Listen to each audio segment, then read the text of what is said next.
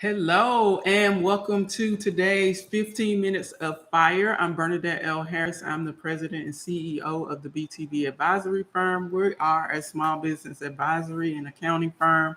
And we have been working with entrepreneurs, helping them to stay in business for 21 years.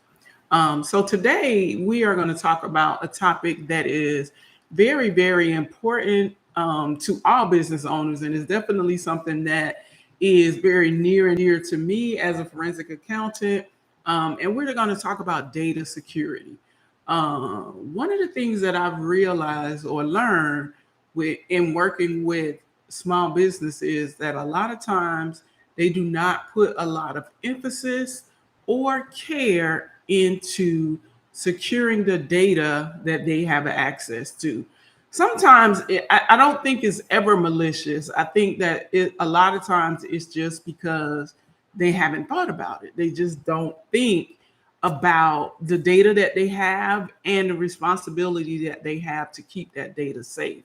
And so think about the people who work in your business, whether they are employees or independent contractors. If you have their personal information, it is important for you to make sure that you're keeping this data safe. So personal information would be things like their social security number, their address, personal email addresses, salary numbers, all of that. But most specifically, social security numbers and addresses, because those are two things that if they're placed in the wrong hands, you can have an identity theft case. Like, let's call it a recipe for identity theft. Also bank account information. And so it's always important that you are using the most secure systems when you are collecting information, when you are storing information, so that you can keep this stuff safe. You also want to keep your customer information safe. So think about there are different types of businesses. And so there are businesses where you may have access again to this type of information, and you want to keep this information safe. Now, for us, as with an accounting firm, we have access to lots of sensitive information, social security numbers, bank accounts, credit card information, all of that. And so this is why we take data security so seriously. Um, and so what I want to do today is just share some of the things that you shouldn't do in your business, give you some tips on some things that you can do to keep your data safe, and also share like what can happen when you don't keep your customer and your employee data safe. And so one of the things that I would say is, as a business owner, establish a policy or procedure so that you are that around data security. And so this policy and procedure, like for us, we don't text or email any sensitive information. Now, some of our clients text us and we can text them back, but if it's anything that's sensitive, we ask that they send it through the portal. Don't text us your W-2. Don't email us your bank statements. It's just not safe. And so I say that to people. Don't text me information. And I got a text today with some bank account information. And it is not safe. It is not safe to email and text this type of information. And I would say that if you are working with a company that's asking you to do this kind of stuff, you might want to reconsider working with them. If you are a high income earner, if you have good credit, these are all great reasons why you should be protecting your data, because you are an ideal candidate for identity theft. In our business, we use a secure portal, and this is how we transmit anything that has sensitive information. So bank account information, credit card information, social security numbers, tax ID numbers, passwords and usernames, all of these types of things, we transmit this information behind a secure portal, which requires a login from our clients. And it also requires us to log in on our side. And so we're keeping our clients' information safe. If you have to send any information via email, maybe you're working with, I've experienced it too, where you're working with somebody and you have to send the information via email. If I absolutely have to and they do not have a secure way of selecting that, I always send it in encrypted email. So I wear aligners, so it sounds like I have a list, but I don't. And I just, yeah. So an encrypted email is an email that one can't be intercepted by fraudsters or hackers, and then the email can only be opened on the other end, right? And so that's one safe way of sending information. Another thing that you want to do as a business owner is limit the access to sensitive information. So in our business, like I said, I have an accounting firm. And so in our business, there are only certain members of the team who have access to certain information. So someone who's working in marketing does not need to access tax returns. And so they don't have access to it. So you want to limit access to the people who need to have access to that information. Some of our clients provide us with information, their bank account information to log in and get their statements on a monthly basis because they don't want to be responsible for sending them. And so we have one employee who has access to that information, and that is the only person who is logging into the bank accounts. Again, it is a measure that is used to keep our client information and data safe. Another thing that you can do to keep your information safe is secure passwords. We have to get away from these real simple, easy to guess passwords, Bernadette 101 or Harris 007 or something like that. You need to have a secure password. And a secure password is a password that has at least 12 characters, let's say. It is a combination of uppercase, lowercase, numbers, and symbols. It is, it's ideal. You want to make the password something that you can remember, but that's not safe. It is not safe. And, people have little Post-it notes on their desk, and they have their passwords written down on the Post-it notes, and they stuff it up under the keyboard. That's an old trick. Don't do it. I know there's a lot of temptation around writing your passwords down, but again, I don't recommend that because what if someone gets access to your passwords? And so I recommend strong passwords. The other thing about passwords is don't share passwords. So what do I mean by that? So the password that you use to log into your Google account, make sure that that's not also the password that you use to log into your bank account. So I don't have any duplicate passwords. And the reason that you don't want to have a duplicate password is, let's say someone gets hacked, a company gets hacked, your bank gets hacked, your email account gets hacked.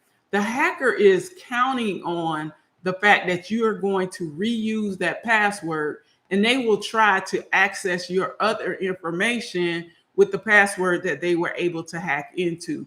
And so using a separate password for every single account that you log into is safe and secure. And this is one of the ways that you can protect your data as well as protecting yourself from hackers and identity theft. So I hear you. I see your faces. I know what you're thinking. How in the world am I going to keep track of all of these passwords if I don't reuse them, if they're strong passwords, if they're a combination of uppercase, lowercase, numbers, symbols? How am I going to keep track of that? So that is my next point. Use a password keeper.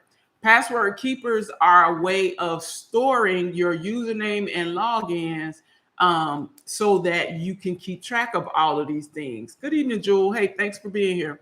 And so with a password keeper, you can store all of your information. So when so I'm gonna just tell you, initially I was a little skeptical about putting all my stuff in the password keeper, but oh my gosh, it has been such a lifesaver because now I don't have any duplicate passwords.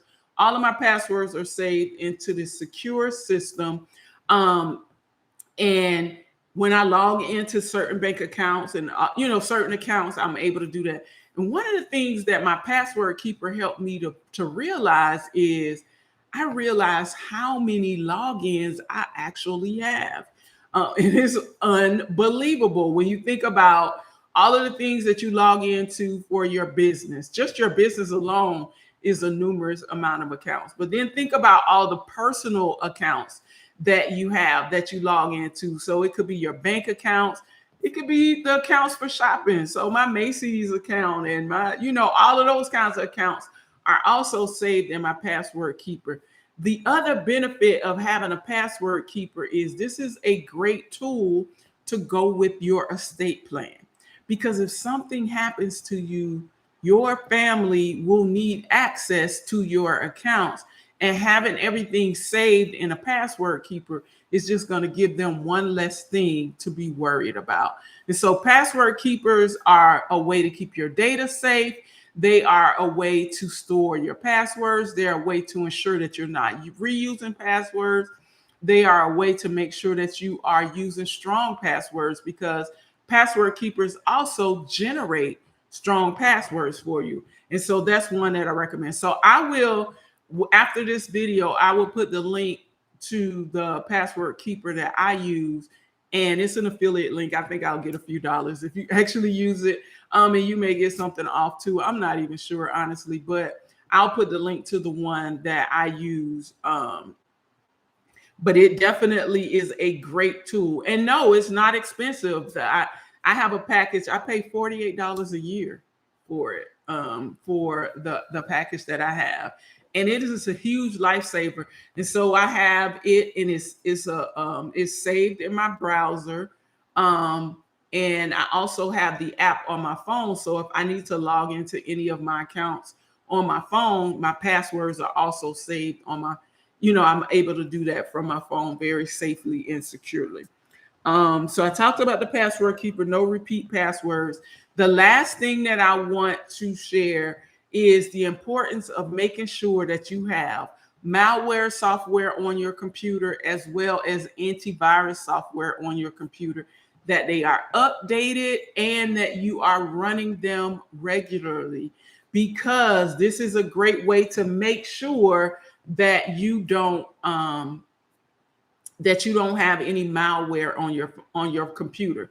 So malware is, I'm going to explain it in non-technical terms because I'm not IT techie, but I understand it. It's like some sneaky stuff that can get on your computer and start watching what you're doing and saving your information or stealing your information. And so you really want to be careful about that. Malware is usually attached to links. So when you get strange emails from people, I do not click on links. Like, don't send me a link because I'm not going to click on it. And so especially if it's weird, usually things that I look for is misspelled words or sentences that don't make sense, because a lot of times the hackers don't live in your country, or so that your language is not their home language, and they're trying, right? So the same way I am when I'm trying to speak Spanish, I'm probably butchering the grammar. It's the same thing that kind of happens with these hackers. And so you want to pay attention to the malware. So just recently, I'm gonna close with this story. Just recently, I went to an event, and one of the speakers at the event was the head of cybersecurity for this major corporation. And she was telling us different stories, and she was telling us how there are certain apps that you can download on your phone, and they look harmless, but they are actually apps that are designed to put malware on your phone. So there was this app that looked like solitaire, but it was actually malware. And this malware got onto the people's phone, and it would literally make a copy of this person's phone. So once they have the copy of their phone, they can clone it to another phone and act like they're you. So log into your bank account. Every time I log into my bank account, what does my bank do? They send me a text message to make sure that it's me. Well, if they're logging into my bank account as me and they've cloned my phone, they get the text message that I've gotten, and they can actually get into my account. And so you want to be really, really careful when you are downloading apps to your phone and giving them access to things on your phone. I know the terms and services and what you're giving them access to, it's a lot to read, but not reading it or not knowing what you're downloading, whether it's safe or not, could cost you a lot. So I hope that this video was helpful. I appreciate you guys watching live, watching the replay, and sharing this with your followers or your friends or your colleagues. I really do appreciate that. If you have not subscribed to the channel, please do so that you can get notified each time that I upload a new video. So I will see you guys in the next video. Take care.